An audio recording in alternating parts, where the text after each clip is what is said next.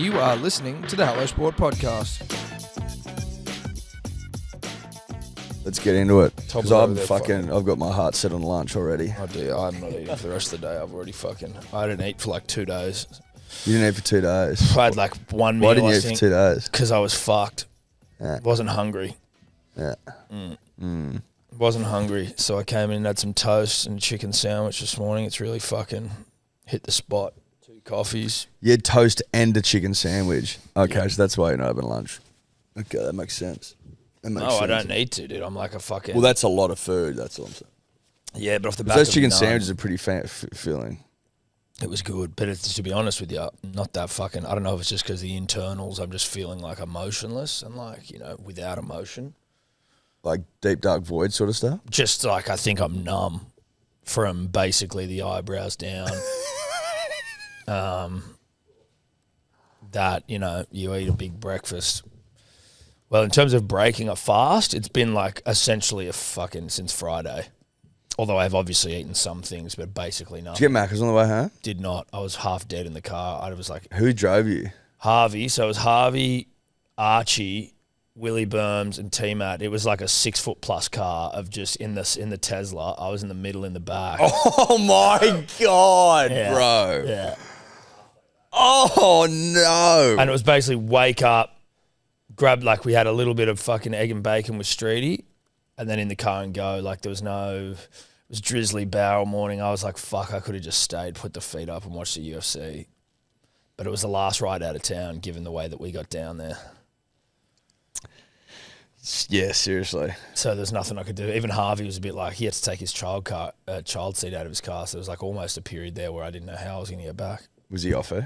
He wasn't off it, but mate, he had to drop 5 people four people home. You get back to Sydney and then you had to drop Willie in the city, Archie in fucking Rose Bay, me in Bondi, T-Matt in Randwick. Where does he live? He lives in Bronte. Jeez, that's fucking good of him. I'd have been like, I'm going home to Bronte and you can all make your way. Which is a very you thing to do. I don't think I know anyone else who would do that. Especially like we drove like 2 hours back from somewhere. And the trip was going to be extended by fucking 10 minutes if you drop me in Bondi, and you're like, nah, you can get out of here. I'm like, I'm not getting out of this car. But I refuse to get out of this car. But what happened was I did drop you home, and the thing about Bondi in summer is fucking, it's literally half an hour there, half an hour back to the next hour. It's not from Bondi Road in summer is the biggest shit show. I live in Bondi, so I experience it every single day. So I'm just telling you. It's 45 minutes minimum. Minimum 45 minutes. It's not that at all. Yes, it is. It took us 25 minutes to get to your house, and you know it did. Didn't. Yes, it did. Come on, mate. You were being a dog, and then I made you not be a dog. At least 25. It was emotional growth from you. You know what Tom makes me do when we go home every night? No, this is what Tom does. The one instead of driving me down 15 metres down the hill and then 15 metres back up, he makes me get out and walk every time. To where? You make me get out at Oxford Street and walk down to my house instead of dropping me. Now, punters and dribblers, you can sense the emotion in one of us, and you can sense the calm, numb from the eyebrows down. Tommy Burns here. All I'm saying is, bro, the top of the driveway rhetoric that my emotional friend Edward Simpson over there, Edward Simpson over there is portraying is because every single time we get there, he goes, "Don't worry, mate, just drop us here." And I do that now because you just refuse. I've never once told you to get out there in my life. Shit. It's all right. Biggest lie of all time. I'm numb from the brows down, dude. You can't get me today. I feel nothing. You're angry. I get it. You're emotional. Who should be more emotional? Probably me, given my weekend. Biggest lie of all time. That's the biggest lie of all time, what you just said then. You saying it was a lie is the biggest lie. No, you're the biggest liar of all time. You are the biggest liar of all time. Makes me walk 300 metres down the hill. It's cruel. It's cruel. Such a lie. It's cruel stuff. Such a lie. It's cruel stuff. And then wonders why I don't want to drop him 50 minutes to Bondi in summer. The level of lying in this guy is just outrageous. Outrageous. It's you cruel. can tell because he's emotional, and that's fine. That's what happens. Put it this way, Tom's never dropped me home once. He just drops me at the top of the fucking street. That's one of the great lies ever told. Never dropped me home. You've never dropped me home in your life. If it's me driving you... Which has never happened. Then how do I ever drop you at the top of the hill if I've never driven? Because it's only ever in a taxi. Right, well, so I don't make that decision. You tell the taxi. It's never in your own car. You've never driven in your own car ever. Because you have your car. You and your wife have 2 cars. I currently have a car that's been stolen. Thanks for asking. I'm just saying in 15, thanks for checking in on me with my car, years of friendship, you've never dropped me anywhere. Thanks for checking in on, hey, how's it going with your car? I'll let you know how it's going. Bingle suck. Bingle the worst insurance company of all time, unless you want to sponsor the show. But that's silly. Fuck you, Bingle. That's on you, though. That's not on me. Bingle. It's not my fault the Bingles suck. I think it's your fault for going with Bingle. I honestly had no idea who we were using. Bingle sounds like the that defunct airline, Bonza. Yeah, well, that's certainly how I'll be. I will not be re-upping with Bingle. They literally were like... Did you go with Bingle because of Lara Bingle? I mean, it's Lara Worthington now. She's knee Bingle, if we're being honest. But she was at a peak. Yeah, but you know what? And this is no judgment on anyone because everyone has the right to love who they want. But like, if you're like making a life choice to settle down with Michael Clark, no disrespect. I hope the bidders game's going well. Like, it just something changes in you. You know, you see it. Like, I don't know. That's a weird choice. Now, anyway, my car, shout out to Hyundai, by the way, who have just, honestly, without Hyundai, like, hooking, you know, a father in need up, I would have been fucked this last 2 months. Bingo were like, oh, we'll get back to you. And they just don't get back to you. When's it going to get fixed? Oh, we can't give you time. Well, like, that doesn't seem right. How can you not give me a time? I don't even understand how that works. Then they were like, oh, we've got to send this thing to the mechanic to make sure that the thing that you're saying is damaged and get confirmation that it can be done by insurance. And then they just never sent it. And then we're like, well, where is it? And they go, we haven't, like, we don't know. Like, well, did you send the thing? Like, we didn't send it. But when I got the dents taken out of mine, it was so seamless. You just take it down and they go, okay, we'll get the guy down here to look at it like a day later. And then that was it. No, it's been one of the great ball aches of all time. But so that's also why I haven't been able to drive you. So credit to me for just being a stand-up guy somehow. Eddie, it's one of the, like, it's just one of those days for me. Yeah. That I don't get very often these days because, you know, life doesn't allow it for good reason. Where I'm running on fumes. Big weekend. Friday afternoon, punters dribblers was the Turtleneck long lunch. Usually held on the solstice. Couldn't hold it on the solstice this year. Had to move it back a week. Just a great day. A great Sydney day. Mm-hmm. Hot. HD light. Sunny. Impeccable temperature. Not too cold, not too hot. Goldilocks zone. Cherry ripe. Sun was not too, like, obviously low in the sky given the time of the year. The angle that it hits the earth. The angle that it hits the earth. It's lowness in the sky. That's not, you know, it's probably not the right term, but you know what I'm saying? Don't question it. And we got dressed up. We wore suits. We wore turtlenecks. Not all of us wore suits. Some of us did. Who didn't wear suits? But we all definitely wore turtlenecks. There was like jackets and stuff. Yeah, there were just some people wearing turtlenecks. The suit was not, you don't have to wear a suit. You don't have to wear a suit. It's encouraged. But you have to wear a turtleneck. Yep. Tom and I wore TNs. Oh, fuck, I should have worn mine today. I've got mine on today. Loving them. Really comfortable. They are comfortable. They're just a comfortable shoe. You definitely look like you might have a trolley pole down your trackies at the moment, but they. But you know I don't. No, I know. So I'm not intimidated. That's what I mean. Like, I wouldn't want to intimidate you. No. And I know that I'm not. So I'm comfortable to wear them to the office. Like, I'm probably not going to get around in the streets. Yeah, but maybe I would, you know? Would you go to a work meeting in them? No. I wore them walking this morning. Oh, wow. Yeah. Have you done any gabbering since you wore them? No. Do you want to do some now? No. Why not? You used to fucking go to, like, raves and shit. Yeah, I know. So why don't you do a little gabbering? Can't be fucked. Dude, it'd be so good. Nah. Do it for the people, mate. They want to see you gabber. Nah. Are they your first pair of TNs? Correct. Well, then what would you wear to, like, your Gabba those Fest festivals and shit? Air Maxes. Yeah, right. Can you gabber and max? Only a certain type of person typically will wear TNs to a festival.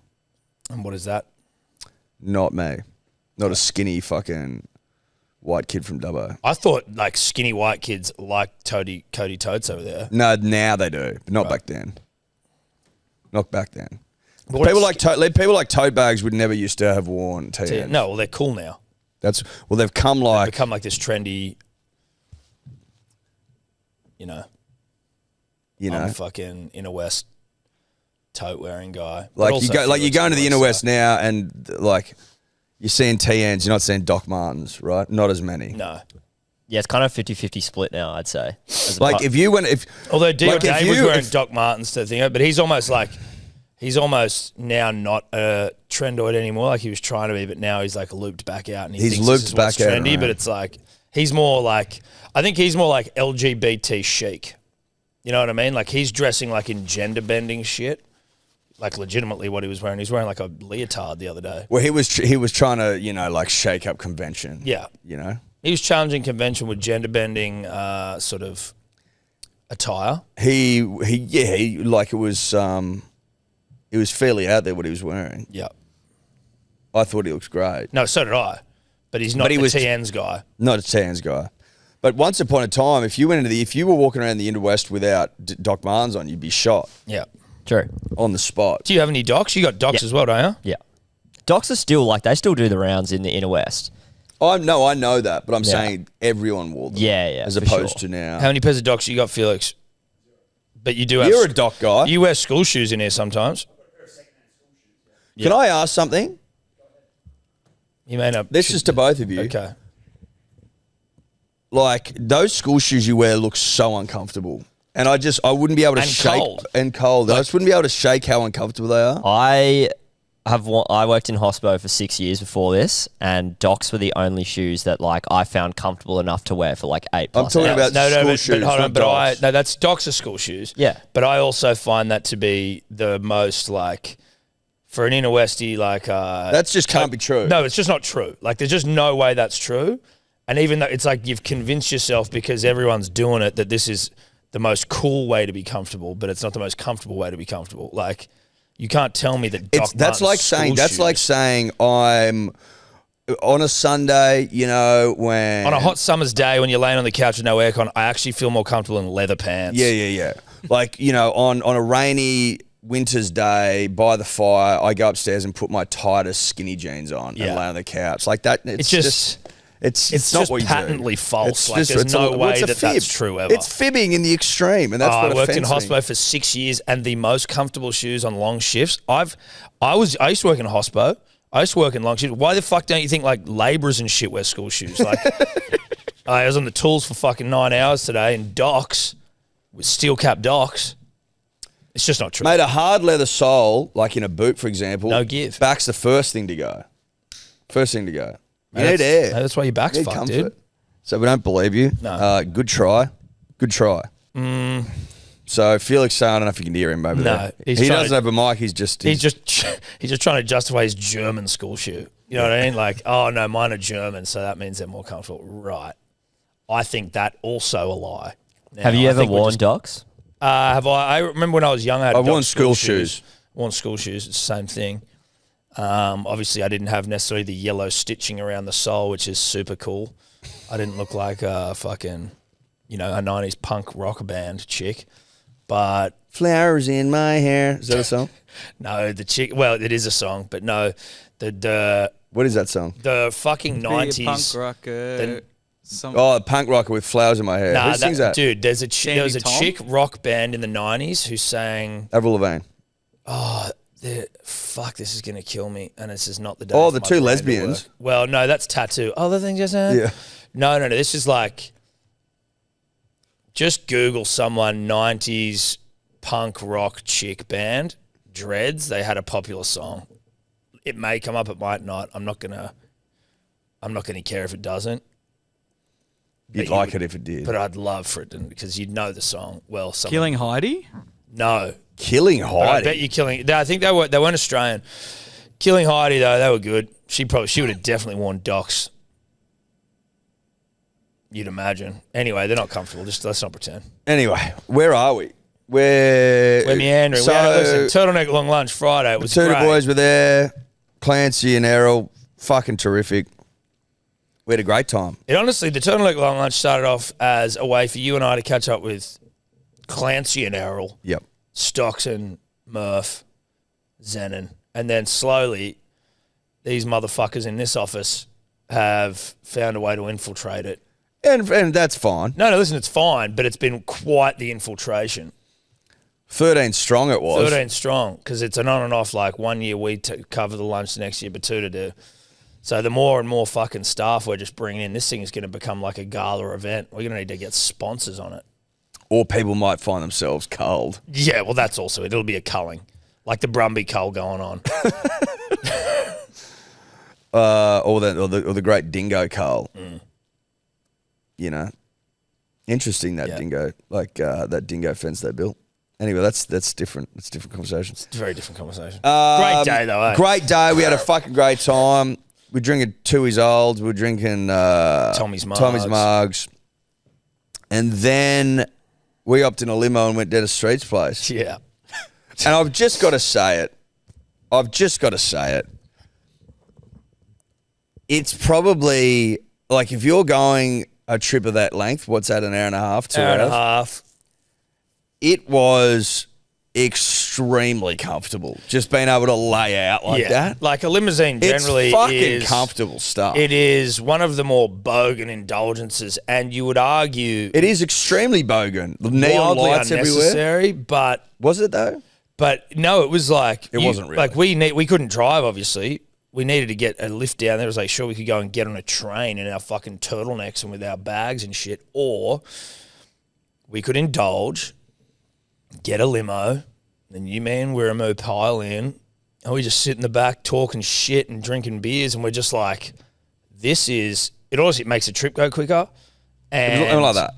I honestly could have been in there for a lot longer. It wasn't long enough. No. I mean, I'd actually think you could probably just go, I need a limo to Canberra or something. Not that I'd go to Canberra, but It realistically, it probably wasn't long enough. No. But it was phenomenal. Do you have Just cans so of Fanta comfortable. in the back? Huh?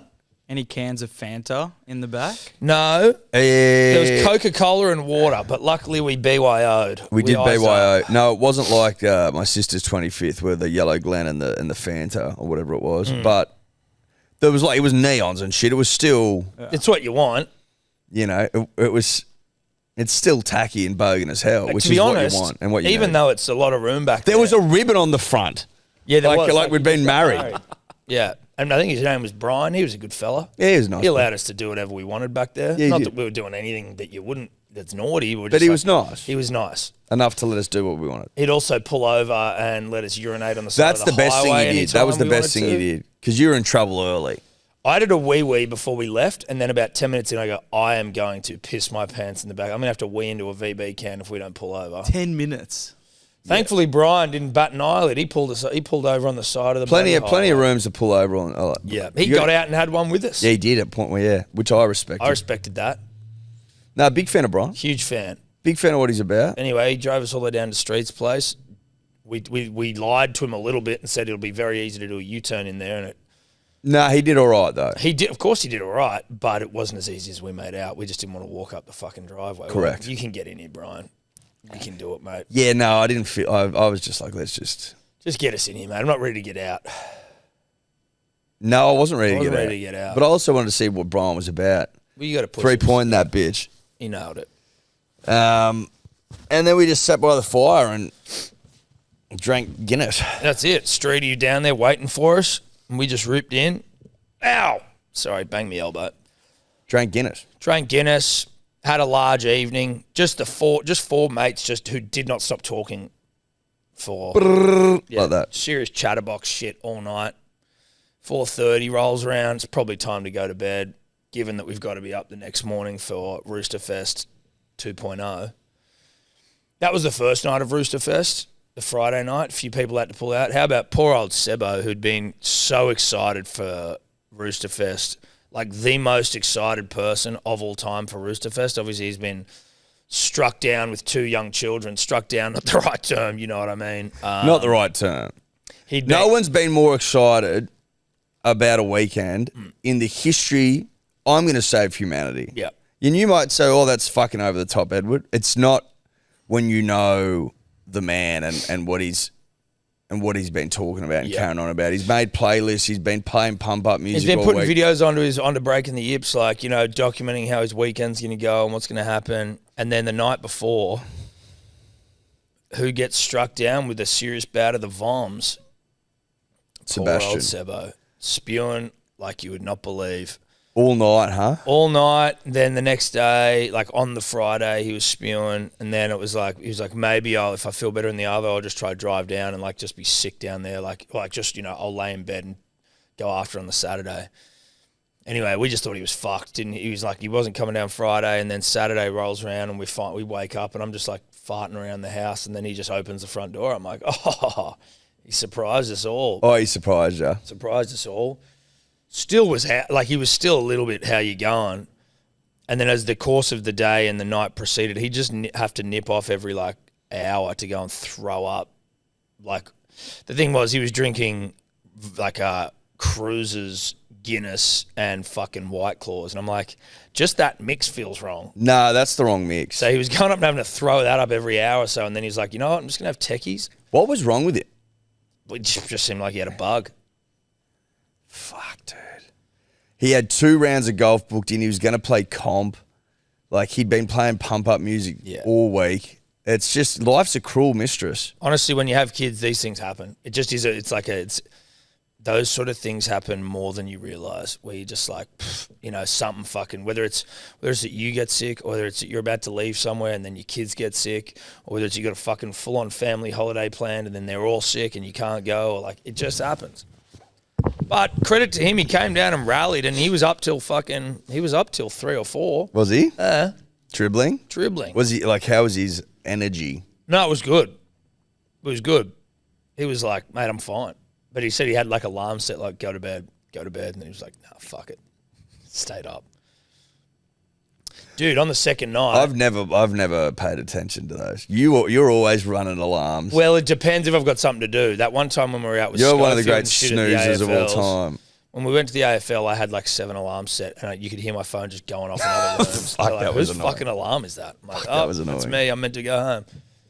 Dude, I was at one point on the Saturday night sitting by the fire, and I've just got my like feet resting up on the thingo for like maybe 15 minutes. Didn't realize on the street's like, dude, your shoe is fucking melting. So Which shoe? My Blundstones.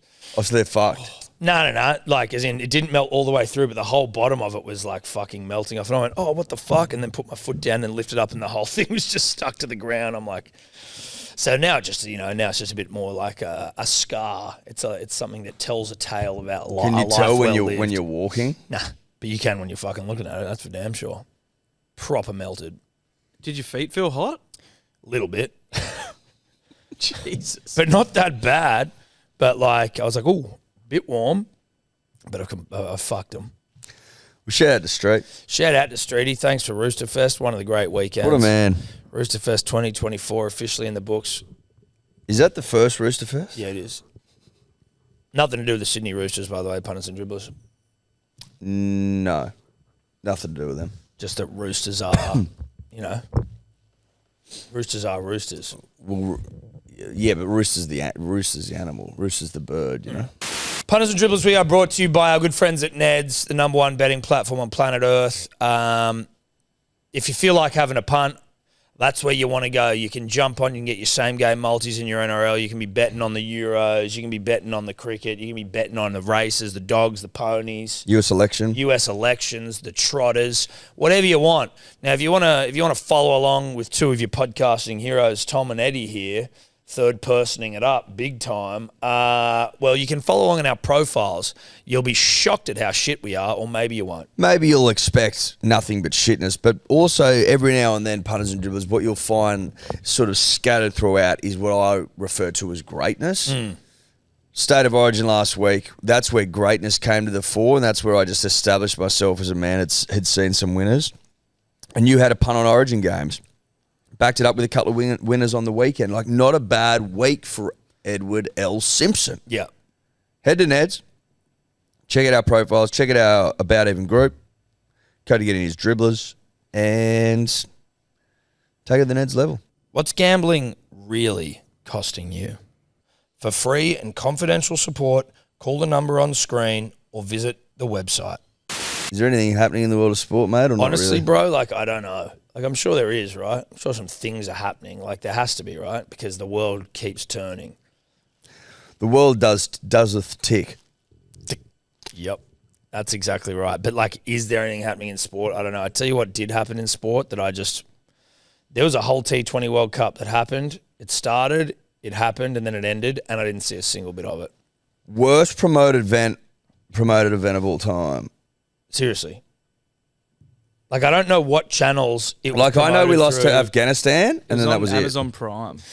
Right, but, like, doesn't Amazon Prime have a responsibility to promote it outside of their, like, conventional channels? And, like, if I'm a massive sports fan and a cricket fan, how the fuck does that not come across my desk? Like, I knew it was on, but, like, it wasn't It wasn't promoted. It just wasn't. Like, I don't even know who won. I do now. I haven't seen it anywhere. India Nowhere. won. I haven't seen that anywhere. It hasn't been on TikTok. It hasn't been on Instagram. It hasn't been anywhere. Don't you find that strange? Well, yeah, I like T20, right? Like, it's cool, whatever. I don't mind it. It's still Test cricket, obviously, but, like, the way the Indians reacted to winning that World Cup, I was like, Jesus Christ, it's just 2020, bro. That was how I felt when I saw it. I'm like, it's just a 2020 World Cup. Like, no one even watched it in this country. Like, how do you even give a fuck that much? Like, they were, like, crying and shit. Well, because they've got a bit of a curse in ICC events. That would be part of it. Which is why I'm like... And they've lost a lot of ICC event finals But, recently. like, yes, you have. And winning a T20 World Cup was great. Like, okay, you've broken the curse, but it's not a real World Cup. Oh, so South Africa is still cursed? In the sense that, like, they've never won anything. Have they actually never won anything? They've never won anything. Didn't India win they won a World Cup in the last, like, 10 years? Didn't they win it one day? Yeah, but India have lost a lot of finals since then. Yeah, right. And South Africa have never won a ICC World Cup final of, like, Test cricket, obviously. World Cup, no. The problem with the T20 World Cup, and the reason that I think it doesn't mean as much, is because it's only every 2 years.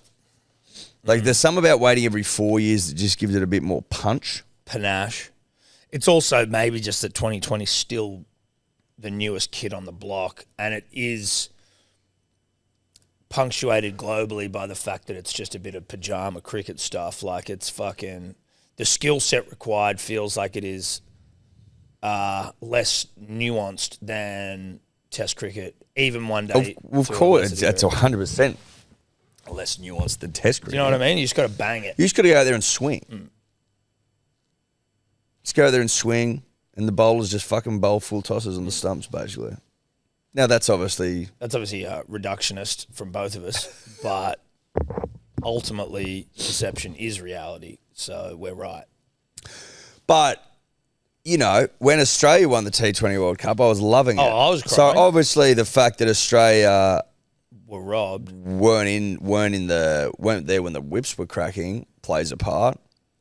There's also the reality that Prime did the best job they possibly could not to promote the event. That's what it felt like.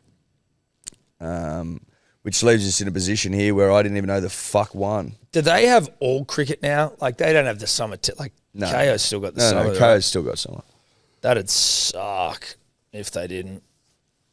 It's just part of this new world we live in where everything's fucking shared and I get that, but, like, there's no home then the responsibility is on them to fucking let me know what to do and where to go. Like, there was no water cooler conversations about the T20 World Cup. There just wasn't. There was nothing. They're obligated to let us know. It's on them. Let me know. And then I might watch it. Prime has exclusive rights to broadcast all ICC matches shown in Australia till 2027. What does that mean?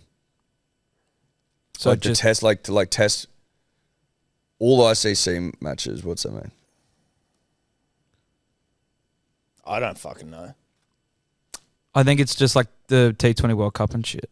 So the World Cups. Just World Cups. What about the... And then like the challenges... What about the test match final and stuff? Test champs. Test champs. Probably. Yeah. Anything under the ICC category. Interesting. Well, congratulations to India. Yep, well done. Happy for you guys. Well done. And girls. You know, it's about time you won something. How many of you are there? 1.2 billion? Not nothing. No, you should be winning. You should be winning. If there more. was 1.2 billion Australians, it would be sickening how dominant we would be in every event. We'd never lose anything. We wouldn't have. We put it this way: at the Olympic Games, we'd win every single medal, every single gold medal that you could win. Mm-hmm. Like if you look at the medal tally, it'd just be Australia. Well, considering where we are with 20 million people, That's what I'm trying to say. We'd top every medal tally of all time. comfortably, we'd be standing on top of them. We'd never have lost a ICC match. We'd never have lost. How about that Olympic podium thing that guy had, but he couldn't give it to us, but he was like, I wanted that so he bad. was like saying he might lend it to us. I was like, listen, dude, it's a nice touch, but I don't want to have to give that back. It's too much admin. Yeah. The admin of getting it, then returning it, and, but it would have been cool to have. Apparently, Kathy stood on it now. I don't know if that's just complete bullshit, but happy to pretend. Well, old mate was making out like that was like super rare. Like there's basically like one or two ever made. I find it really hard to believe that they would have just moved that thing around to different events. I think more likely than not that it would have been at every single venue where there was a final held. Yeah, they might have had a couple as well. In case Probably one more than breaks or one. some shit. Like, for example, when we won gold at the beach volleyball in Bondi, I just don't think they would have driven it from Homebush out to Bondi and then back to Homebush. So he was just implying that there was basically only ever one ever made. I just don't know if I buy that. No. Now, he might not have been saying that, but that's my recollection. That's how I remember it. Shit down my throat if you must, Masood me, but that's how I remember. For those that don't know what we're talking about, there was a guy in Punters and Dribblers who put up a photo of the Sydney 2000 medal dais. Podium. Whatever, and said his dad owned it, and he's pretty sure Kathy stood on it, and they're extremely rare. Now, they might be rare, but not as rare as you're making out. It's saying for the 2024 Paris Olympics, there's going to be 45 Olympic podiums made. So they're not hen's teeth rare. They're rare. They are rare, though. They are rare. 45's not many. 45's not many, but it's not hen's teeth. Hen's teeth don't exist. Right, so that's why when he's like, these are fucking rare. Or do hen's teeth exist? That's why, but like really rarely, like super rarely. No, I don't. I think that the thing is like beaks don't have teeth. Hens don't have teeth. Ever? Well, like a mutation would just. That's prove what I'm the saying. rule, you know what I mean? Maybe once a But hen. you would say humans don't have 3 legs, but obviously every once in a while maybe there's someone who's born with a 3rd leg. But so like that. But that would. What I'm saying is it a thing because they never have teeth at all, which would imply that it's actually not accurate because it's not rare because they actually don't ever exist. That's why they're saying. But they could be rare because maybe once there was a hen that had a tooth. Maybe once, but They again, reckon about 80 million years ago. Bang. There you go. Bang. Yeah, The nailed ancestors of the it. So it probably wasn't a hen 80,000. Was it 80 million or 80,000? 80 million. 80 million. Right. Okay. So they're rare. Yeah. What else didn't happen in sport over the weekend? Did you see fucking Pereira kick Prohaska's head clean off? He's a scary man, dude. Yeah, dude. He's a scary, scary, scary man. That was awesome. Just the left hook. The left hook drops him. Basically at the end of the round. Well, no, it was. The bell went. Well, like he hits the ground, gone. Yeah. And then they could have waved that off. Like you actually can't get saved by the bell in the UFC. So there's an argument they should just let him fucking that be over then. Because then he comes out and he has a minute to sit there on the stool where he's clearly in la-la land. Comes back out. Pereira just stands there, doesn't do anything. Just bang, one shot.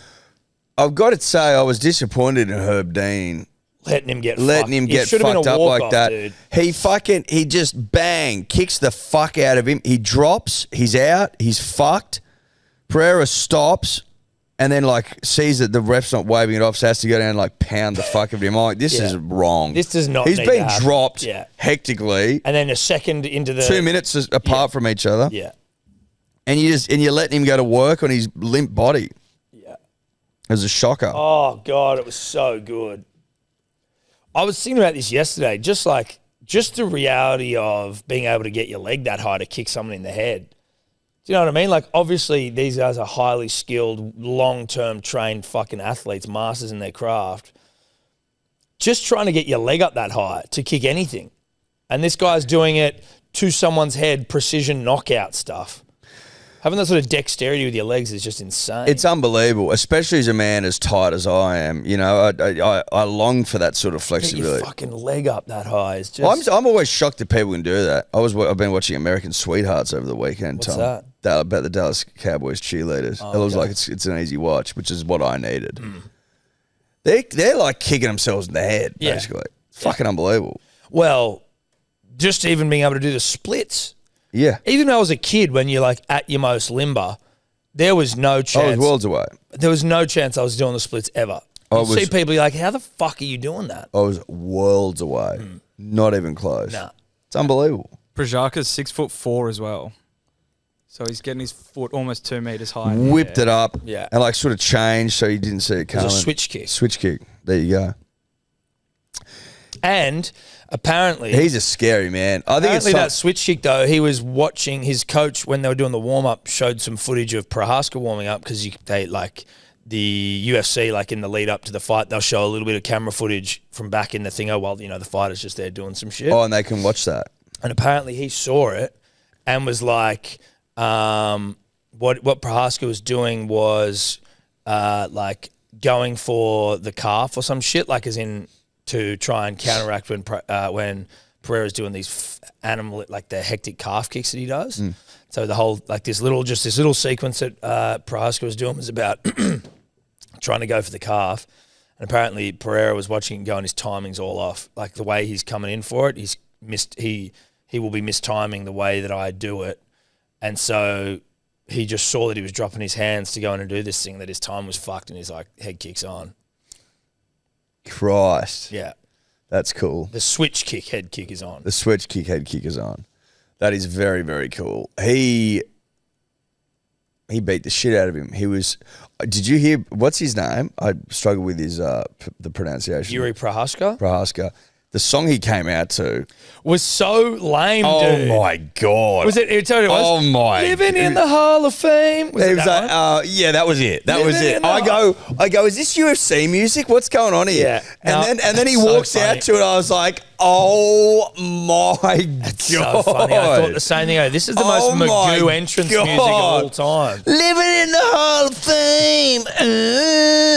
I'm like, you don't have anything like culturally relevant from fucking, where is he, Polish or It's Czech. Czech? Like, there's not some Czech rapper you want to come out to that's like going to intimidate the fuck out of me. Like Islam comes out to some Dagestani rap, and I'm like, this thing is fucking hectic. Poetan comes up to hey yo, like It was the lamest it shit. was so lame. It was dude. so. I was like, who the fuck is? Who even sings that Yeah, song? I don't know. The script. The The script. script. Yeah. That is the most. Of course, that's what they're called. And like, does he like it because they're living in the Hall of That's Fame? what I mean. thing? Is that thing pumping you up? Is that thing getting you like up for Does he battle? always walk out to that shit? I don't know, dude. That was I feel like I cringy would've as noticed fuck. before it The was. fight was well over before, like the moment Fight's that over came then. on. Yeah, no, exactly. no, it was. It also like Prohaska was someone who he's obviously a fantastic fighter, but he's becoming more and more Magoo every time I just see him. So like every time he's in a major fight or you're hearing him interviewed, I'm like, oh, this guy is actually. He's a Magoo martial artist as opposed to like some guy who's just a badass like Poetan who's also like really friendly. But like before his last fight, I don't know whether it was with Pereira or whether it was like the fight he's just most recently had. At 4 a.m, some random who was walking past the stadium where he was going to be fighting the next day saw Prohaska there standing outside by himself in the moonlight at 4 a.m, like bathing in the moon, like to try and get What, the like energies right. charge like he was a crystal? 4 a.m, though, before his fight. Like he's standing there like meditating and shit. And then before this fight, he's telling Pereira, he's like, oh, he does like shamanistic shit, like try beat me without magic. And it's like, righto, cunt. So he's a bit of a fucking weirdo. Clearly, you can't have that song. You can't walk out to that song. Like that's just. What happened to our moonlight business, moonwater business that we were going to get off the ground? Maybe we're going to sell. We were going to sell charged moon water or whatever is that what it's called. Have to pick that back up. Yeah. But no, you can't beat Pereira walking out to that song after you tried to charge yourself up like a crystal the night before. That's just ridiculous. No, it's it's absolutely absurd. Where is John Jones at? Like, what's happening with John? He's recovering from a shoulder injury, and he's meant to be fighting Stipe in September or November. There's a very good chance they both retire after that. Well, I'd like him to fight Pereira. Yeah, I know, but there's no way the UFC isn't going to make this fucking Stipe John fight happen first. But you could have Pereira as the backup. But that's what everyone's calling for now, is for him to go up and challenge to be the first 3-weight world champion, which would be so hectic. It would be so hectic. He is legit the face of the UFC at the moment, 2.5 years into his fucking stay here. Again, like we were talking about that the other night, it's just, if he could speak English, he would just be so big. He would be, but then you look at someone like fucking Canelo, he can't speak English. Can now. Yeah, but he's been huge and not speaking English. Now he's been big in his pay-per-views are fucking huge, right? He wasn't as big in the West until he could learn to speak English, though. But it's not like he's out there fucking speaking that well. It's not like, I don't think that his ability to speak English has done a massive change to. It's done something. I'm not saying it's done nothing, but it's not done that much. But Pereira is doing tours in Australia. He was out here 2 seconds before he fought, doing speaking engagements. Obviously, your marketability is going to be better if you can speak both the most dominant language. But he's still fucking humongous in the UFC. Oh, there's no doubt about that. I'm merely pointing out that if he could speak English, he'd be a fuckload bigger. Yes. I'd like to hearing him fucking explain to me his dominance would be. I'd hook that shit to my bones. You know what I mean? There's something about the translator doing it. Just doesn't have the same listen. punch. It's whenever you get those post-fight press conferences with the translator, it's I can't be fucked. I tell you what's funny with those as well, when it's the question will be did you something that really requires not that much of an answer. So I just can't think of something. I was listening to a bit of his presser yesterday, and it was just sort of did you think the fight should have been stopped earlier? For example, something like that, where you're yeah or no. Basically, there's no. And then they asked the question in what the fuck language do you speak? Portuguese. And then he's just going on for so long, and you're okay, fuck, this is a long answer. And then it comes back to translate, and he's yeah, probably should have been stopped a little earlier. I felt and you're how the fuck was that? Yes. Yeah, I know what you mean. Are you sure he didn't say anything else? It happens the other way around as well. You sure he didn't say anything else there? Because I felt like he said a lot more than just yeah. And you're what the fuck is going on? Have you heard that AI shit now, where it'll translate someone? It'll translate, let's just say, put him Pereira Portuguese to English, but it'll be his accent. I saw a video with him doing that. Yeah, and we saw that with Smudge. Remember when he was? Yes. That's where we saw it. Yeah. We'll hook that shit to my veins. Yeah, UFC absolutely. should be doing that shit. But then I wonder though whether that that sort of technology will just mean that no one ever needs to learn another language. 100% it will. 100% it will. But then you're also leaving it up to AI interpretation, and whether there's Steph's Croatian, right? So there are all these random sayings, Croatian sayings, where I'm what the fuck does that mean? And she's honestly, you cannot translate it to English because it just makes no sense, but it does in their language. Little mouse runs into the shoe, and it's what the fuck? Well, obviously there's going to be those sort of elements, but in cases whereby you want to translate a press conference, for example, that should be happening right now. Yeah. Should be happening right now. If Smudge is doing it on TV in India and doing it well, Doing it with his voice. and speaking what Hindu. Indian. Hindi, I believe, is a religion. You're forgiven. That was pretty close though, right? But yes, you are. You were incorrect. Hindi, Hindu, pretty similar. Yeah. Pretty similar words, punters and dribblers. Pretty similar words. It's Flat Monday. It's Flat Monday. Yeah. Flat out Mondays. I want that on the public record. Yep. Boys are flat, and your heroes are in here fighting tooth and nail for you, the punter and the dribbler. We don't give up. Because we don't have to be here. Well. You know what I mean? We don't have to be in here fucking working hard to make a living. Technically we do, but I get ya. There's no way I'm missing out on, what is equivalent to an Origin game for us. This is our Origin football. Yeah. Well, this is backing up after Origin. Yeah, this is club footy after Origin. After Origin. That's exactly what it is. I tell you what, it was a good win last Wednesday. Oh, fuck, it was a good win. A few Queenslanders out, actually, for game 2. Hammer's out. Coates is out. That might... Or then they're talking about maybe bringing David Fafita back. I feel like there was someone else out. Cobbo's back. Huh? Cobbo is back. Cobbo will be back in for Coates, you would assume. Or Hammer. Probably Hammer even, maybe.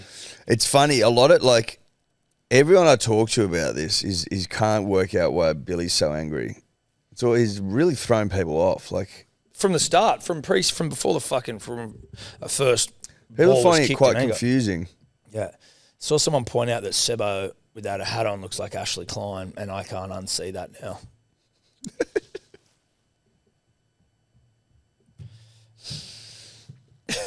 Can't unsee it. People didn't like they were like, you could have gone a lot harder as Stone Cold. Yeah. Go check out Breaking the Ips on YouTube. Eddie, myself, Streety and Sebo did a 9-hole game of golf, WWF themed.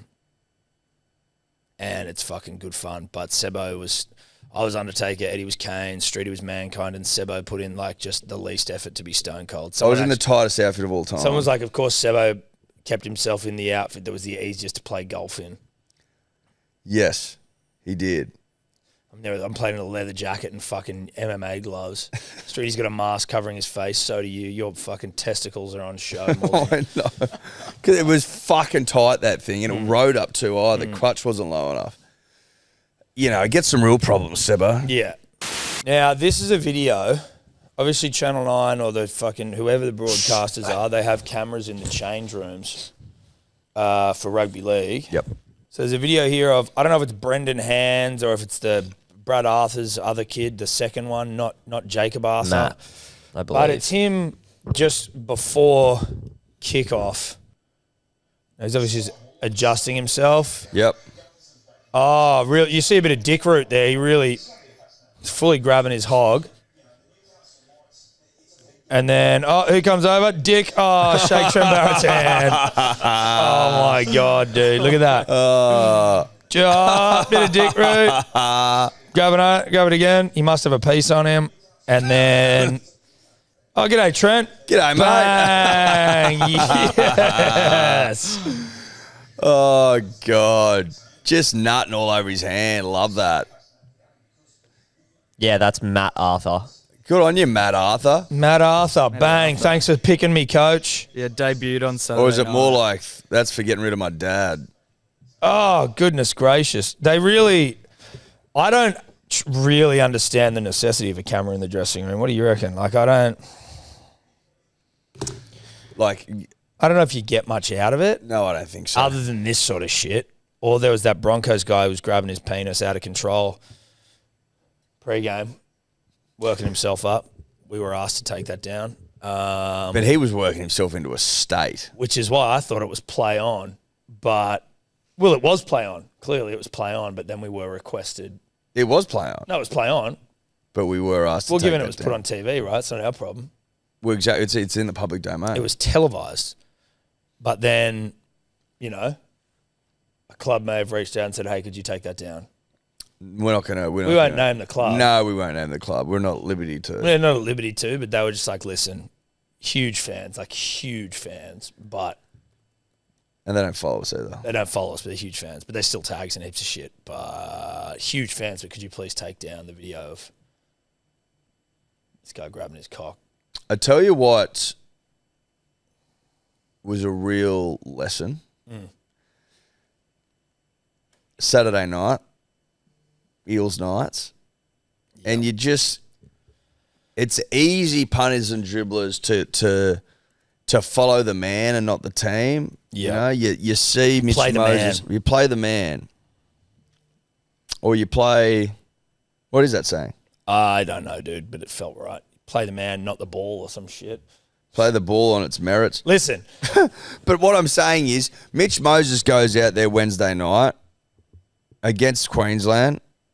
In the words of the great Gurino, that's the rugby league guru, has the greatest game of rugby league football since Joey in an Origin arena. a lot of analysts saying that. A lot of analysts saying that. I'm using Guru as an example because he's best in class. And you think to yourself, well, surely the Knights get humped then. Or at least just that the Eels win because they've got some good players in their side. Like, they actually do have good players. I'd argue, not confidently, but I would argue it, that on paper the Eels have a better side.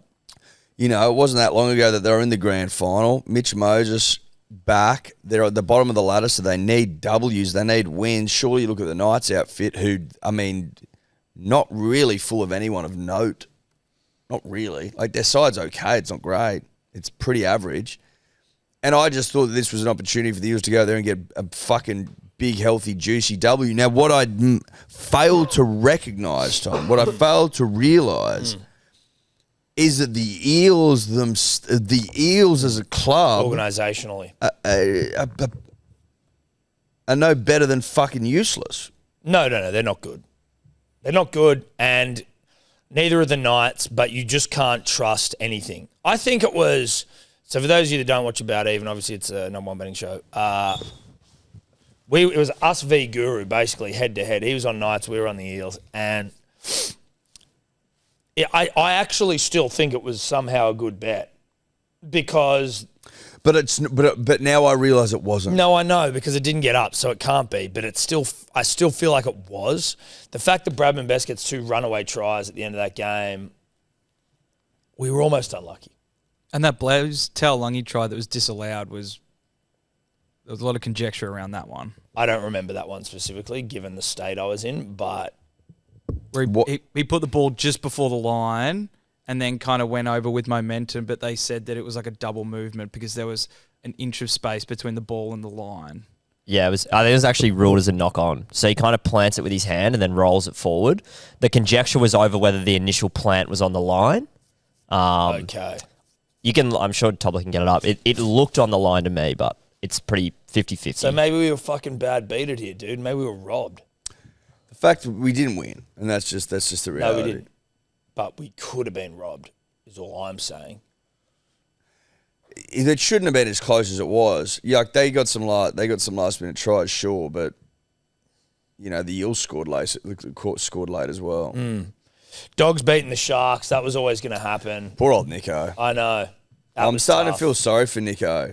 He's starting to get almost a case of the fucking Steve Hookers. Sort of. But the thing is, like, they sort of had that last season. They were that sort of a team last year, but then he came back this year and was playing well. Like, he was leading the Dally M's and shit. But don't you feel like there is an element with Nico where... He's not the big moment man. He's not the big moment man. He's not the clutch guy. And it's written all over his face a little bit. Missing that from right in front is not good enough. Can you find the moment, please, for me, Tobbs, where like him and Reid Marnie have a bit of a how you going? You know why Stephen Crichton is almost my favourite player in the NRL right now? Why? Well, there's a multitude of reasons, Eddie. Thank you for asking. But one of them, outside of his raw talent, the other one being his statuesque physique and proportions. It's also just that he seems like an absolutely fantastic human being. And I believe after the Bulldogs won 15-14, Nico shits the bed, misses the drop goal, hectic Fred coming in his pants.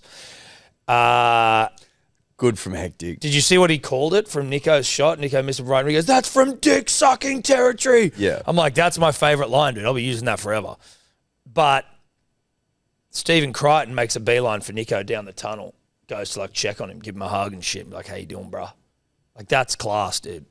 That's just unbridled. He's a classy guy. Class. Yeah, give this Reid Marnie, he's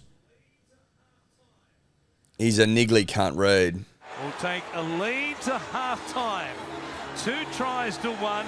Reid Marnie having a chat with Nico Hines, picking up from where they left off back in round 2 at Shark Park. Now, Up to his old tricks. The Bulldogs. Paul Crawley in today was basically saying it's unsportsmanlike, it's fucking disgraceful. NRL's got to Reed do Marnie's- something about it.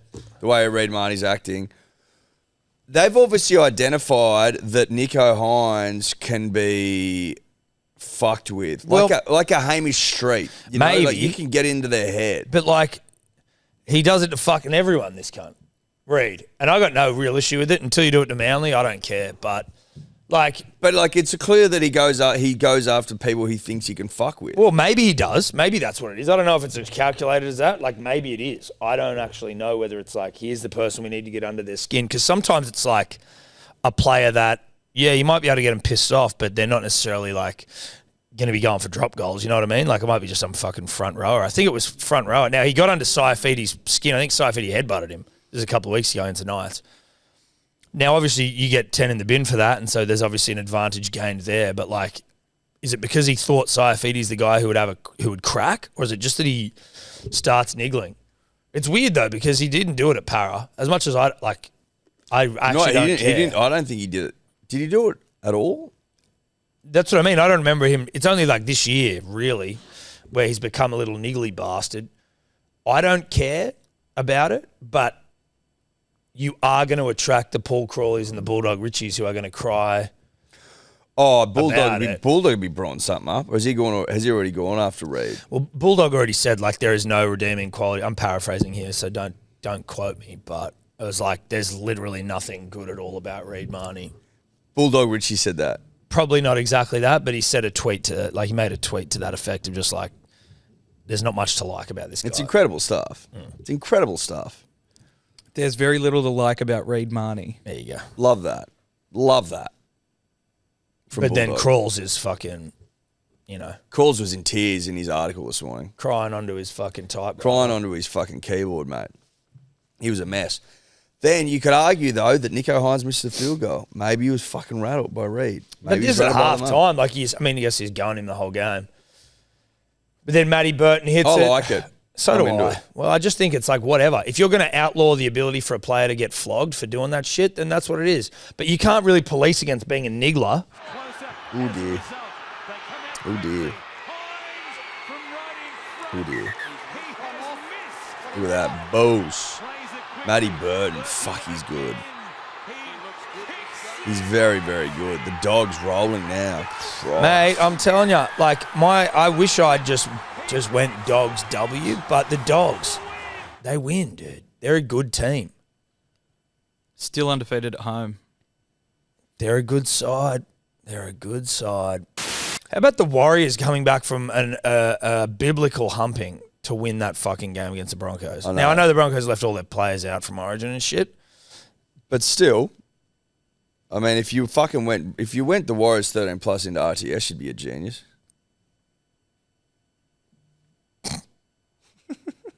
How much did you get for that? Like $8.50 or something. Shit. It's not bad. It's pretty good. I mean, that size up rugby league. That's just a man that knows it and gets it and understands it and Lives and breathes recognises it. And lives it and breathes it and cherishes it and stuff. You know what I mean? Just like Can we have a look at the understands ladder, please, Tobias? it. Yeah, ladder's interesting. Ladder's very interesting. Have you seen that on Manly? Obviously got the bye, got the 2 points. Got the bye, got the 2 points. That Tom Trebojevic is going to come back and play in the Senate. I know. So then the question for me is, Edward, and we will find this out at 4 p.m. or whatever it is, or 5 p.m. Tuesday, tomorrow afternoon, 10 list Tuesday. Do you think that Ruben goes to the wing, Tommy Talau drops out of the side, and then it's Tommy Turbo and Cooler in the centres? That's what I would do. You can't leave Ruben out. I think that's exactly what happens.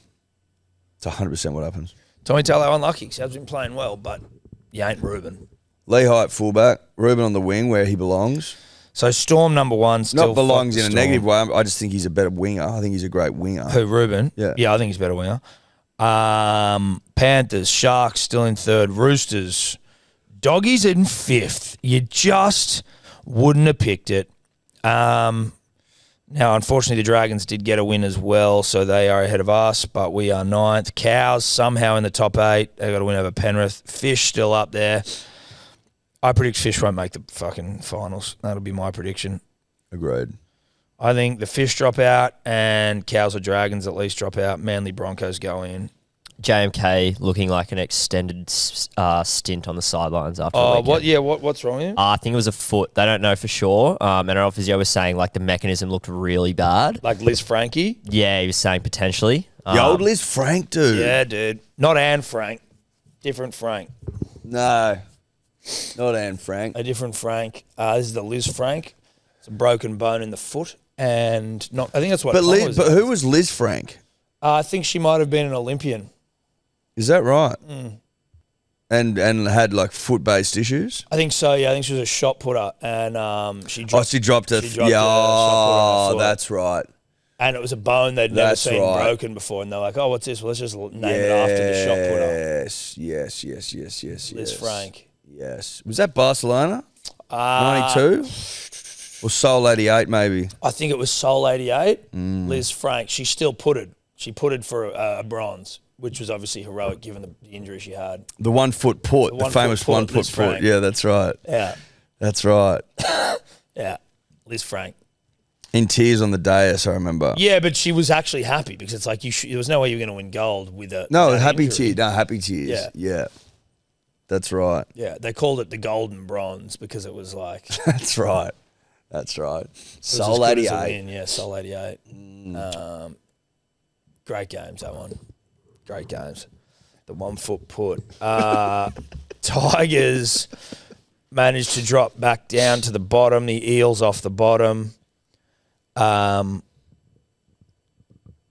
Just shit teams being shit down there. But like So the Eels off the bottom because... Tigers lost by more, I think. Yeah, there's only 10 points in the differential between them. So Tigers got pumped by 36 last night, or 34, which put them down at the bottom. So they're tied on the same points. It's just there's 10 in it. When's Nathan Cleary back? Nath. Mate, there was some Is he talk. back soon? There's some talk. Yeah, there's some talk in the media where it's like, oh, if Nathan comes back and starts ripping, do you pick him for game 3? I'm like, no, you don't. You do not pick Nathan Cleary in Origin for this year. Yeah, Like, so... Oh, how sorry. the fuck do you do that? Yeah, I was just going to say, Panthers have a bye in round 19. So there's been a bit of talk that he might come back early and play this week, but I highly doubt he'll come back before. Well, the Not with bye. Hammies. Come No back way. round 20 that Yeah. week of Origin. on Just that doesn't Sunday. happen. But like, as if you go and trifle with that side by going, oh, let's just not now put Nathan in there. Like, you're obviously not going to drop Mitchell Moses. So then what are you doing? Are you dropping Luai, or are you dropping fucking Connor Watson and then putting Luai to the bench? Or you put like what? Just chill the fuck out. It's not going to man. happen, surely. I would be shocked. It would be outrageous. I'd be in the extreme. dismayed.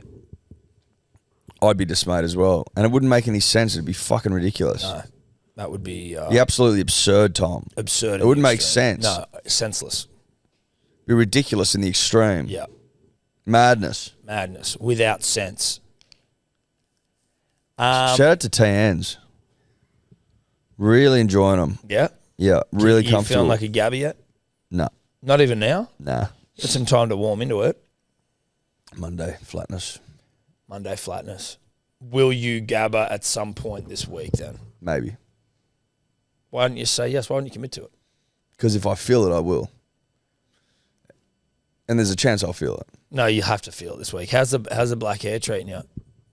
Black. Yeah, it is. It's still hard to look at you like. Well, not hard to look at you. That's mean. That's not very nice. I didn't mean it like that. I mean it's still shocking to look at you. Still getting looks. You'll I get feel looks. Yeah. You'll get looks, buddy. You know? And I'm like, I feel like they need to justify it. I'm just like, fuck it. You look like I can't. an I'm just gonna absolute sleep. seedy piece of shit at the Turtleneck long lunch. Yeah, I did. It was fucking. I wish I had gold chains. I just didn't have any. Yeah, I know that would have been nice, but still, seedy as all hell. You didn't like my look? No, I loved it. That was why it was so good. Did you see Corey Horsburgh in the New South Wales Cup? Yep. Saw red. Jesus Literally. Christ. Headbutting, punching. Lost someone his mind. kicked someone. Why the fuck's he playing New South Wales Cup? Is that must be a form thing, right? He's just come back from a long-term injury, I believe. okay. It's still been a bit weird, though. Like, I was talking to my mate who's a big Raiders guy, and he's even been like, it's weird how long it's sort of taken him to get back to playing. And, like, now that he's playing Cup again, it's just, I don't know. Like, you fucking throw and punch. He's such a... Dude, redheads are just fiery. They are so fiery. They're so I love fiery. it. It's so good. They're either fire or they're losers. It's one or the other. Don't you reckon? Well, but you can... Well, I don't know about losers necessarily. Well, like nerds, you know? Well, I think they're just more, they're either fiery or they're meek. They're not in between. Yeah, that's what I mean. Yeah, well, you don't have to be a nerd. Yeah. But You're the cool, sick, can't punch people. Yeah. You're a loser. yeah, no, good point. I was just watching this video here. Don't overthink it, mate. Petty. Now, Martin shrugging off defenders, still going. The strength of the man. Big Corey. Fuck yeah. Nothing like getting in a blue in New South Wales Cup. Yeah. Also, being a red nut called Corey, like you're definitely going to be on the psycho side of red nuts, isn't it? Yeah, 100%. If your name's Corey, Trent. A bit of a scuff. Yeah. Even like a Mitch. If you're a red-headed Mitch, there's some intensity. If you're a redhead called Red, well, that's usually what you call as a nickname. but only if you like a blue. Yeah. Sometimes you call blue. What do you call Bluey? Blue likes a blue. Oh, Look at him. But then he goes back. And you throw the punch and step backwards, and I'm not speaking like a man who'd fucking handle that situation well. But when you are that sort of a guy that you're throwing punches and shit, like, you can't Ben Crow it. Shout out to Ben Crow. Shout out to Ben Crow. That was not a good moment for the state, was it? No, it was just in the fucking throes of the decade of dominance, and then you fucking throw a punch and just run away. It's like, That was bad. That was so tough. Can we watch that again? Yeah, let's get that up. You get Ben Crow running away from Hodges or Thido. I'd love to see it. That was bad. So bad. It was just bad, man. There's no other way to slice it. It was awful. Yeah. They were tough years. Oh weren't they? God, they were tough years, dude. Oh my God. They were New South Wales equivalent of the Great Depression. Can we get some volume on it? Except it lasted longer. So it was arguably worse. Hodges, of course. Way worse. So there's nothing silly that takes place in these last couple of Oh, is this where they put the boots straight up? Because I think maybe we just knocked someone out, like a Steve Price or someone. plays. What's going on here? It's just showing the fullback. I mean, the replay. Oh, he pushed him and ran away. Oh, no. God, that was bad. No. Oh, take it back. Just let me see it no. again. Like, Oh, no. he played for Australia as well. Oh, Oh, fuck. Oh, dear. God, that's just so hectic. That's so etch, isn't it? Oh, no. Oh, no. No. 2009. We had another 5 years of this shit. Punters and dribblers, we are brought to you by Good Day Daily Multivitamins, the number one multivitamin, arguably, inarguably. If you like us and sometimes you find the like, what should I be doing for my health business a little bit fucking confusing, 50,000 different options there on the shelves, then look no further. Good Day is a wonderful daily multivitamin that can help you in a multitude of areas, whether that be your mental clarity and cognition, your general immunity, liver health. There's no shortage of benefits, and it simplifies the that element of your life. So get around your good days but go to begoodhealth.com.au first, see if you're going to buy it. But listen to this review from Edward Simpson. I just thought this was a ripper review, Tom. Came in 6 days the other day. Where do you see the reviews? Begoodhealth.com.au on the product page. Okay, great. There's like over 350 there now, I think. All 5 stars, literally. Life-changing. I got some from my partner who's been taking a heavy dose of prescription meds for her mental health since she was young. It's the first time in 14 years I've seen her stay up for the whole day with a lot of energy, no anxiety, and happy. After all the time and money spent at the psychiatrist, Good Day is the only thing that has ever worked. Keep it up, boys. Love everything you're doing. I mean, it's pretty good. Now, don't take that as medical advice to stop taking your prescription medications for mental health, but obviously it's a lovely review that speaks to I just thought it was a nice It's a great review. It speaks to their experience. Yes. It's nice to hear that when you're a vitamin I just thought that was a nice. Listen, I just thought when that was you're a nice review. When you're a vitamin baron that spent years trying to fucking cultivate a vitamin, a multivitamin that's going to work for the people, and then you hear that, you can't help but feel positive butterflies in your belly. You can't help but read it out. Yeah. think it's a beautiful review. BeGoodHealth.com.au. They're humming the chooks. Yeah, they are. We saw that coming. Saw that coming a mile away. Dude, we got told, and obviously it's all whispers on the wind, that Tilly Tupanua might be coming to Manly. We heard that. We did hear that. We heard that yesterday. Yeah. I'm not anti it. I don't know how I feel about it. He's been in different form, but before he was out of form, he was like very good. And then it was sort of, I think he maybe got an injury or some shit. Mate, there was a season there where he was absolutely killing it. Yeah. And then he's playing the centres yesterday, and they scored a couple of tries out on that side, I believe. But I was asleep by almost before. Well, not actually. I fell asleep putting the girls to bed. Yeah. When the game was on. Yeah. And then I woke up, and then I went to bed at 8:30. I had like 12 hours sleep. So what? 8 till 8:30. 8:30 to Or 8:30? 11. So 8 till 7:30 this morning. That's pretty good. It's humongous. Why did you have to sleep in? Because my wife is a wonderful woman. Oh, she let you? Yeah. She realised that I was fucked. Oh, she got up and got the... Well, because she was at home and I was out. Like, she was like, Jesus Christ, he's already out. And she was like, you were out 2 minutes after you got in bed. So she was obviously, she's a wonderful human being. She knew what her man needed. She knows when I'm that fucked, it's just like, I love him. He's a great guy. You know what I mean? He's a great dad. Master of lols. You know, little to no handyman skills, but he'll take the lols when he has to. He'll take a hit up of lols. So I'm going to let him sleep in for an extra half an hour this morning. Makes it all the world of difference. Well, listen, 11 and a half rugby league hours makes a world of difference, but shockingly still numb from the eyebrows down. They're just taxing punters and dribblers. That's why your heroes are a bit flat. Yeah. We've been over that ad nauseum. Yeah, we have. I mean, but you only had one night, so... I'm flat, though. Mate, you got a bad case of the 34s, dude. Or whatever you are. I'm just tired. You used to be able to literally like fucking not sleep all week, and then you come in and you're like, it's all good. I'm Eddie.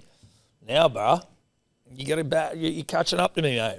Catching up to me. It's crazy, isn't it? Sickening in the extreme. Sucked in. How are we? How are you feeling? How's everyone feeling in here? I just want to get a sense check of the room. I'm good. I had a pretty chill weekend, so I'm recharged. Did you polish your school shoes? Every day, mate. What about you, Tobler? Yeah, I'm 50-50. Wiramu? Morale's pretty low over here, to be honest. Yeah, well, yeah. You had the 2-day special with your big brother over here. Felix obviously doesn't know what a mic. I'm sure he was polishing his school shoes on the weekend as well. Michael Hooper announced his retirement from rugby union, Eddie. Oh, what a career. What a career. Most capped Wallabies skipper. Is that right? Is in the most games as captain. Where is he on the all-time Wallabies caps list? Third or fourth, I'd say. He got to like 125. Eddie Jones fucked him in the World Cup, in fairness. He should have got more. But then he was like, all right, well, fuck you, Eddie. I'm going to go play Australian sevens. Did he play any sevens? I think he played a couple of games in like one of their World Series, but I think he was cruelled by injury again. Right. So then he didn't make their Olympic team. He's like, righto, I'm out. Right. He's Peace captain out. the Wallabies more than any other player. Wow, did I just say that? You did. Oh, I thought you said third or fourth. No. Most caps. And then I said, sorry. where is he on the all-time caps list? He's about fourth, is he, or fifth? I'm just going to say there's Gregan. There would be... Isn't it fucking old mate that's played the most? Stephen Moore. No, Stephen Moore. No, George Gregan's the Gregan, top. Stephen Moore, maybe James Slipper, and then Hooper. Maybe a George Smith.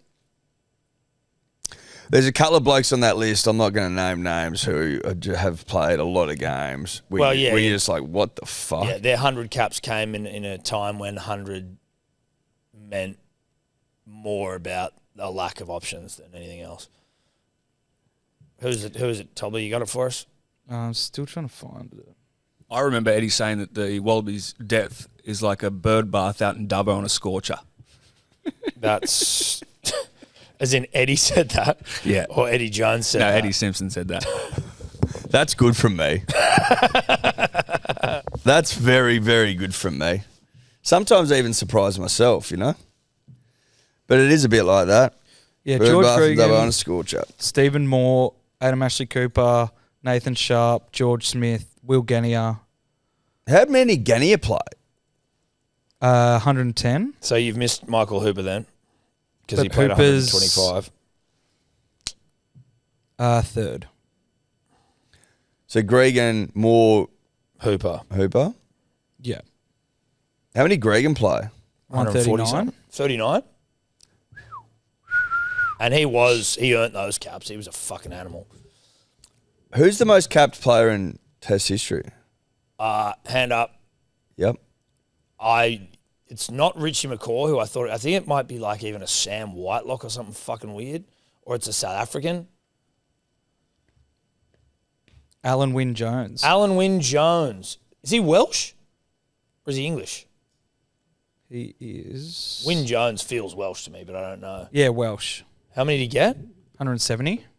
Insane. And then Whitelock at 153. There you go. I knew. How many did Richie McCaw play? 145, my guess. 148. Kid's fucking close. Kid's on. Kid, you know what? I probably would have nailed it if I wasn't so flat. When did Wynne Jones do this? Yeah, recently? I don't know. He's playing for a country that no one really respects. 06 to globally, 23. You know? Well, he's playing for a country people will argue doesn't exist. Yeah. So it's hard to really take that one seriously. That's why I think that I was right with Sam Whitelock. Like, what are the Welsh known for? Being dragons, or like having dragons, taming dragons. I think that's what Game of Thrones is. What do they based on. eat? Potatoes. That's the Irish. Good point. And what do they eat in Wales? Grass? What does Wales look like? Grass. What do they do in Wales? Grass, dude. They do grass. Do they graze like cows? I think potentially. Call is their national dish, which is a hearty stew of lamb and seasonal vegetables. I'm going to say this, and this is just a message to our Welsh brothers and sisters. Well, but also like block your ears if you're pretending to be Welsh right now. If Wales does exist, it needs to do a much better job at promoting itself because no one knows what the fuck you cunts get up to. Nah. It's about branding as well these days, right? Like you need to pump yourselves up. Because no one knows what's going on. Your PR strategy's not working. You know, like the Scots, they wear dresses and they play the bagpipes and they eat sheep guts. Like we all know that. Yeah. Golf started there, I think. Irish. James Bond might be Scottish, you know, or at least his fucking family home was from that. Like I get that. Yeah. You know, the Irish, big potato people. Yeah. Punch on with the Punch English. on. Protestant Catholic shit. You know, Guinness. they love Guinness. They love a fucking punch on. Yeah. We know all that. Conor That makes McGregor. sense. England, fucking kings and queens, England, royal family. pale skin, royal family, Red Cross. You can pick them a mile away. They're the only white. 2-0 against the Germans, that sort of shit. I Like, reckon you know the all that. English are the only white, like the white English people are the only race of white people I can look at and tell that they're from. I can tell that they're English. Yes. I can like look at someone walking down the street and I'm like, if you're not English, then I am living in an alternate universe. You can tell. You can tell. But the Welsh, still haven't seen one. I just don't know what you're about. Or if you actually exist. What do you wear? What do Welsh people wear? Maybe they don't. You know what I'm trying to say? Am I making sense? We've talked Wales before. Listen, It's the just fact come that up. our stance hasn't changed is just probably more speaks to the fact that this is probably true. So the quintessential outfit of Wales is a tall black hat, a bedgown, and woolen shawls. I'm not shocked that they Like, wear who bed knew gowns. that? I'm not shocked that Welsh are still wearing bed gowns and tall hats. A tall hat's what? Define a tall hat. Like Show a you. top hat. Like a top hat? Yeah. And a bed sheet. Yeah. That's what they wear. Does that That's shock you? ridiculous. But that's like Narnia. Look at that. That's their national dress. What the fuck? Like, what are we doing? I respect it. Again, it speaks to a mystical reality or truth about the Welsh that, you know, this looks magic. Here we explore where the eye-catching ensemble originates from and how it was popularised. Looks warm. It looks very warm. You'd want to be. Shout out to the Welsh if you do exist. And to Michael Hooper. Curtly Beale making his return to the Wallabies, meant to be this weekend. Apparently fucking Achilles injury playing for the Galloping Greens of Randwick on the weekend. Yep. Now, I don't know, this could be wrong, but if you're 35 and just been picked for the Wallabies, like, they're going to be playing in a week, do you play on the weekend? Or do you go, you know what, I might rest the bod? What do you want to get right? Again, I don't know. 35 years old. Young in podcasting years, old in rugby years. Professional footy years, that's old. Yeah. In podcasting years, You're a pup. you mate, you're just cutting your teeth. You're green as. You're wet behind the ears, punters and dribblers. You still got decades to go. Yeah. Footy, last legs. Is that where we're at as a nation? Curtly Beale hasn't played much footy in the last couple of years. Fame, And let it be known, friend of the show. big friend, But is being rolled out as 10? I'd say 15. Will? Just off vibe. He would have been a bench player, probably 22. Okay, so he wouldn't have started. Yeah, Have we I got doubt a it. Wallaby side named? Or like a Comes squad? out on Wednesday. Can we get the squad? I don't want to be disparaging here, but I will be going through people I've heard of and people I haven't heard of. Sam Carter getting a run? No, unfortunately not. And that's obviously political. He's a 35-year-old. He must have thought he second was a rower. sniff, mustn't Well, he? given 35-year-old Curtly Beale can get him, what kind of 35-year-old Sam Carter is second row play? Did he? Well, He did mate, actually injure himself. He did a hammy. So he didn't play as many games probably as he'd like. That's me finger to the wind sort of stuff. / I didn't know he was out injured for quite some time because I wasn't watching the games and I hadn't talked to him in like maybe a month. But I'd heard that. So you weren't watching the Force games? Mate, you know what? Like, life gets in the way sometimes. Well, you're a busy dad of two, you know? Life gets in the way. Now, have you got that Wallaby squad for us? Trying to find it. While he gets that up, England got through in the Euros. Wait, could overnight. you explain to me what's happening in the Euros? Yep. So England played Slovenia or Slovakia? Slovakia. They were down 1-0. That would have been heavy favourites, the English. They've had a very ordinary tournament. And As they tend to do, right? they just hate big tournaments. People have turned on the coach Southgate. They were down 1-0 until the 90th minute and change when Bellingham, like one of their young hot players who plays for Real, he scores like a scissor kick type thing. Not a bicycle, more of a scissor. Good goal. Pretty good goal.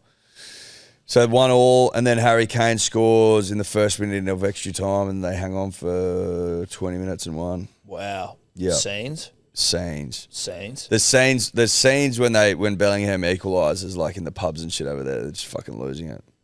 Find some footage if you can. I wouldn't mind seeing that. So Spain look hot, Germany look hot. where's the Euros being played? Germany. Germany. Look good, Spain look good. Where Felix's school shoes are from. That's right. All right, nice. England as well, while we're on it. They should make have a good clog, the German. Does he wear clogs? Yeah. School clogs. He's a clogman. Yeah. I was just going to say they have a pretty easy run to the final now, on paper. So wait, they reached. That would have been, what would they have been paying this morning? Fucking $1 fucking Yeah, $5? something like that. So they go up against Switzerland in the semi-final, in the See, quarterfinals. I reckon Switzerland could beat them. 100%. They could, but I just mean like they shouldn't. On paper, they shouldn't. Italy would have been their biggest game, and Switzerland beat Italy. On the other side, on the same side of the draw, it's like Austria, Romania, Turkey, and the Netherlands as well. Netherlands are probably the other two. So hold on. So who will they potentially? They play then? Switzerland next. Switzerland, and then Yeah. who will they face the winner Netherlands, of? maybe? Yeah, on paper, it should be the Netherlands. To get into the final. Interesting. On the other side of the draw, you've got like Spain, Germany, France, sorry, and Portugal. Who are all got fucking pretty stacked sides. Yeah, right. And who do we think will get through on that side? Spain and Spain France. or Germany. Spain are France. my boys. Spain, Germany, France. Spain are my boys. Probably the French. The French are pretty hot. Yeah, Spain are playing Germany. Spain look very good. Next. Spain, I was in Spain when they won the World Cup, so obviously I'm now inexorably linked to the great country of Spain and their people. 2010. 2010. The scenes in the street there was the most gnarly thing. They were trashing cars when they won it. I was like, what the fuck is going on? We were down in Barcelona, and I'm like just walking through the streets, yipping and yahooing, and they're literally jumping on top of cars, denting the roof like all the way in. I was like, holy shit, dude. That Spanish side was pretty good. Yeah, it was. Iniesta. No, he wasn't the main Xavi. guy. He was a fucking good player. Busquets. Was Torres playing? Yep, He was a piece of work. he was. You got volume here?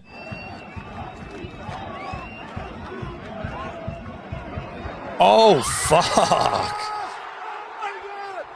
Have you got more the pub footage though? It cuts to the pub.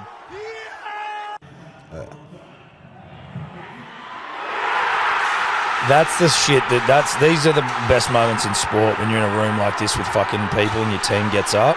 All the pubs would have been like that. But like when fucking Sam heave Kerr hit over that there. goal. You know what I Yeah, mean? Like, fuck yeah, that was good that stuff. was just fucking insane. Look at that.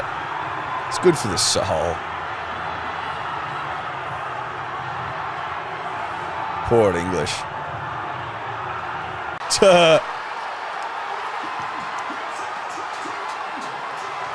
It's so good, dude. It's so good. the So pure. unbridled joy. Look at that. You just Everyone's off losing their it. guts on a Sunday, just having the time of their life. That's fucking pure, Yeah, that. that's good stuff.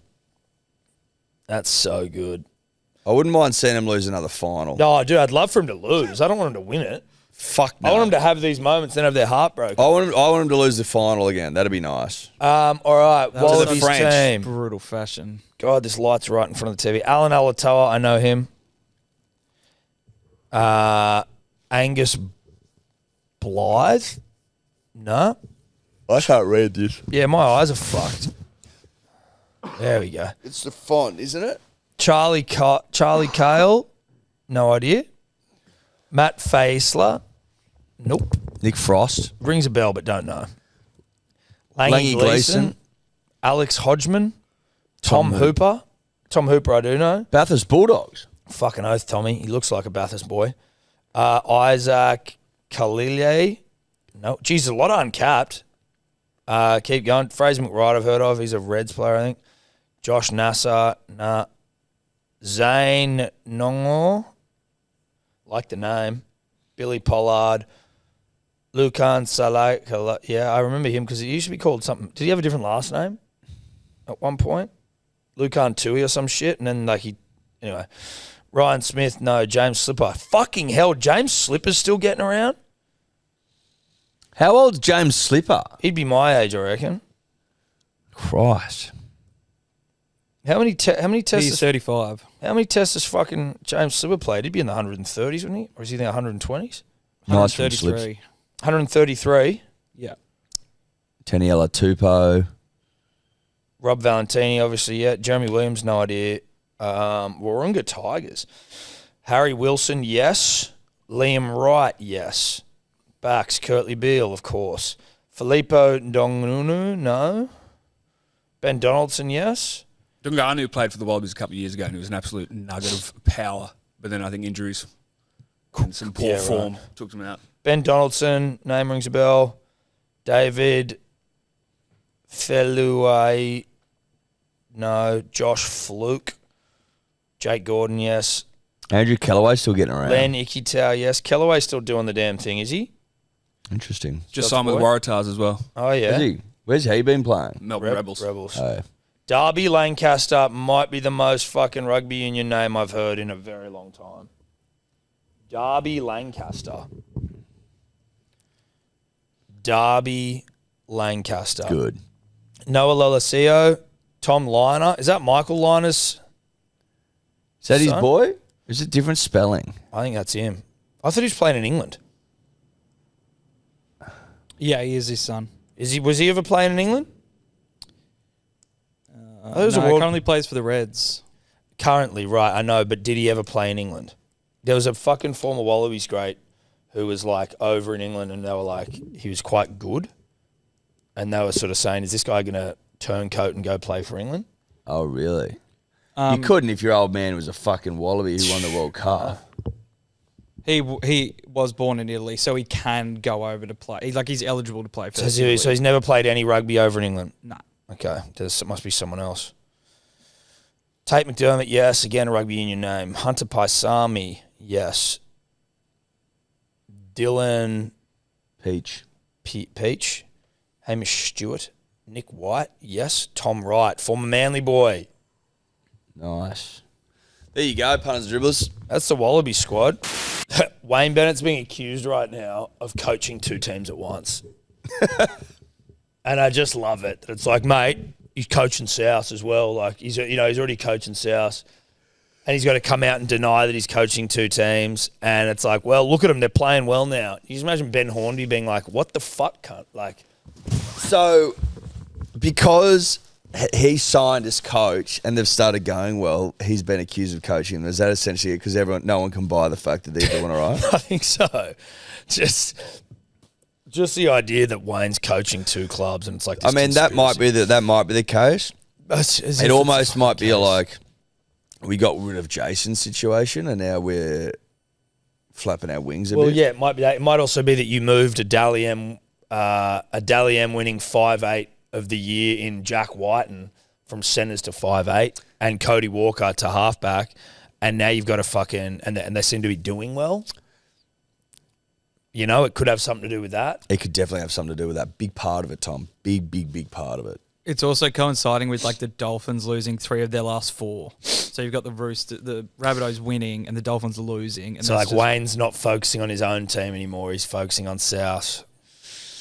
It's good. I mean, it's just he would have heard. It'd be interesting to hear his perspective on how dumb dribbly rugby league. And has it got worse? I think it would have to have gotten worse because of the varied and numerous outlets for which people can spew rumour and innuendo. Because it's outrageous. It's completely outrageous. Obviously, he's keeping an eye on selection. He has to keep an eye on it, but you think he's like, oh, he fucking move Latrell to the centres? There's just no way. Or like bring Jai Gray back in. There's no way. Because he's actively working against himself. He can fix all that shit in the off-season. Like, he'd be looking at signings and stuff for sure, but not actual coaching. Of course not. He'd be keeping an eye on how the team's playing, maybe. But he wouldn't be giving advice, surely. Surely. If he is, that'd be the best thing ever. But I'm like, come on. Come on, rugby league. Now, what did he say about overhauling and firing every referee imaginable? Yeah. So I was actually surprised this story didn't make like more noise than it did. It kind of came out on Friday, and I thought it was going to be huge, but I didn't hear too much after that. But so basically, my understanding of this is Wayne Bennett has sat down with. Again, I think I'm not sure if it's a Fox exclusive, but that was where I saw it first. Reported by Paul Crawley, and it's basically like a press release, but it's just Wayne Bennett basically voicing his frustrations with the referee's body publicly. I'll just read you like the opening of the statement because I think it's really interesting. So Wayne Bennett's basically said, "If I was a punter, I couldn't bet a penny on rugby league at the moment. Do I need the grief this will cause? No, I don't. But I have to stand up for the players in the game I've spent my whole life being a part of and loving. We can't hide and pretend it is not a problem because it is a problem." So then after that, he basically goes on to just sort of talk about the situation, not like a particular send-off, but just sort of the situation with send-offs and sin bins in rugby league at the moment, and sort of the lack of consistency. And basically from how I remember interpreting it was that he was like, there just needs to be more funding into training the referees, and there needs to be more clarity around their decisions and why they're making their decisions. And then that was sort of followed up yesterday after the Tigers-Roosters game, where the Tigers had 2 sin bins, one with Appy. That was fucking ridiculous, that Appy one. It was. I actually stopped watching before the Dewey one happened, but that was the one that Robinson mentioned in his press conference. And he was like, he kind of doubled down and backed Wayne, being like, this is out of... what did Dewey get sent off for? Couldn't tell you. But I simply had to turn it off. What was the accusation at the time, or you didn't see it? I didn't see it. So you turned the game off? Right off. Why is that? Sorry? Why'd you turn the game off? The Tigers game? Yeah. No reason. Just trying to preserve the last, final moments of my Sunday. Yeah. Without being too sad. That makes sense. Makes a lot of sense. Yeah, it does. I mean, so Wayne wants him to go to school.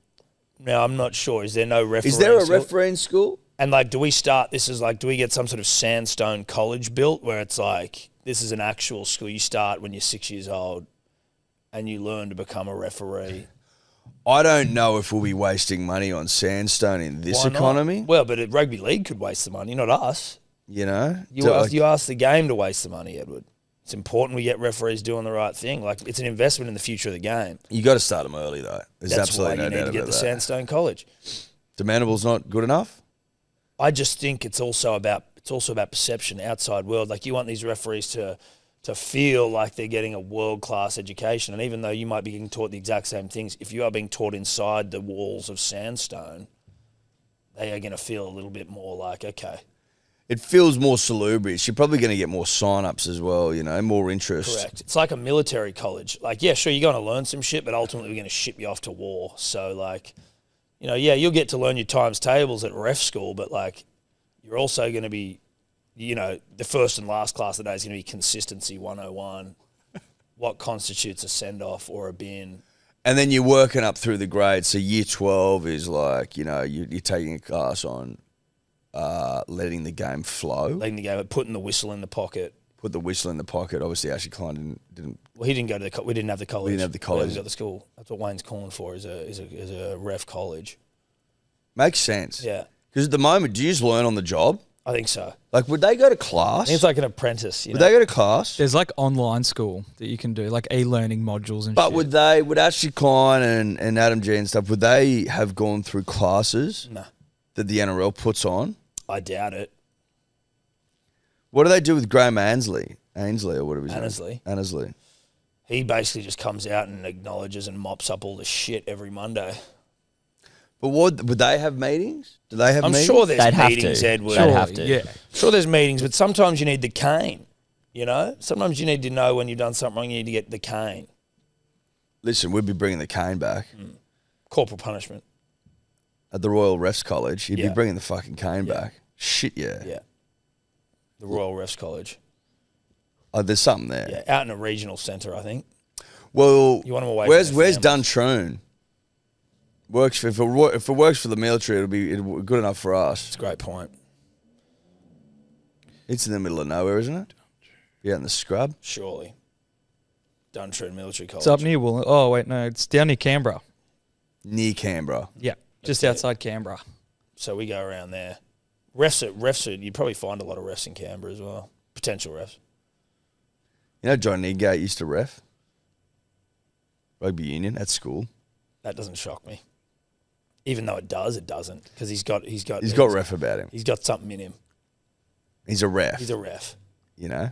Like he wouldn't play footy, he'd just ref. No, yeah. Shout out to refs. Shout out to John. We will be taking applications for the Royal Refereeing College in Duntroon very soon. I think, though, now, Edward, that's us.